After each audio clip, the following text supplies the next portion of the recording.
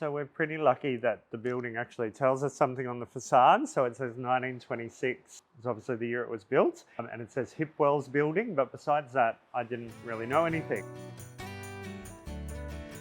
So I kind of went to the archives and the local library and wasn't coming up with much information. So I put the call out on a Facebook page called Lost Newcastle.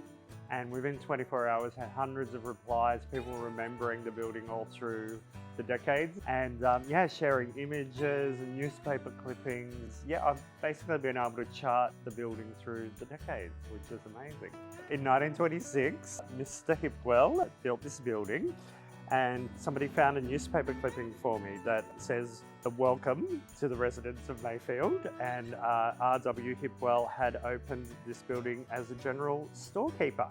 So it was the general store of Mayfield, and I just find that amazing when you look at the ground floor now to think that this would have been the space that everybody came into every day. Yeah, it would have been quite a central part of the community, I guess. And that lasted for a few decades. We see here his wife eventually was winding up the business in the 40s. And there's a listing here online that in the newspaper, and she's selling all the fit out from the shop. So it says that they've got all the ice soda fountains and the lolly jars. And I love this because it paints a real picture of what I can kind of see what the shop would have looked like. Every decade after that, kind of a different inhabitant took over the building. So by the 1950s in the newspaper, it's a radio shop. So this is where you came to buy your radio and get it serviced and repaired. And again, just thinking that that would have been such a big part of people's lives back then, pre-TV, basically. The radio was your form of communication. So I'm sure this building would have got a lot of business. In the 1960s, there were amazing recollections that people were sharing online about this building being split in half. One side was Hillman's Tailor and Boutique. People even remembering their names, Solomon Hillman and his wife Rosa, and they had actually escaped Germany and come here and set up their business. Yeah, just all the amazing stories that people had from that time. The other half of the building was a barber shop run by George and Edna Bell.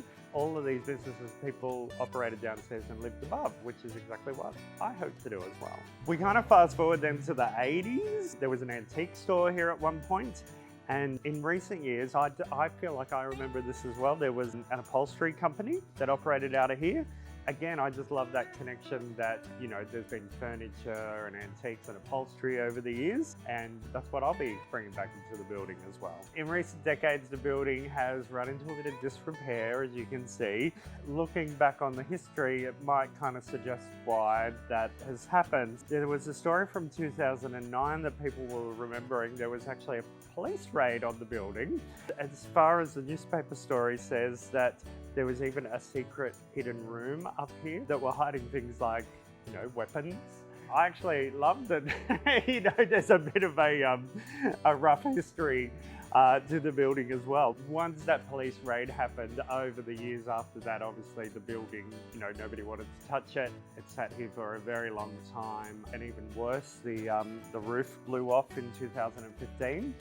And it sat here exposed to the elements. And if you go on Google Maps, the aerial shot is actually with the roof removed. And it just kind of shows you why the building ended up in this state, kind of sitting here unloved, getting wet. Yeah, that kind of explains all of the texture and roughness that we can see around us, I guess.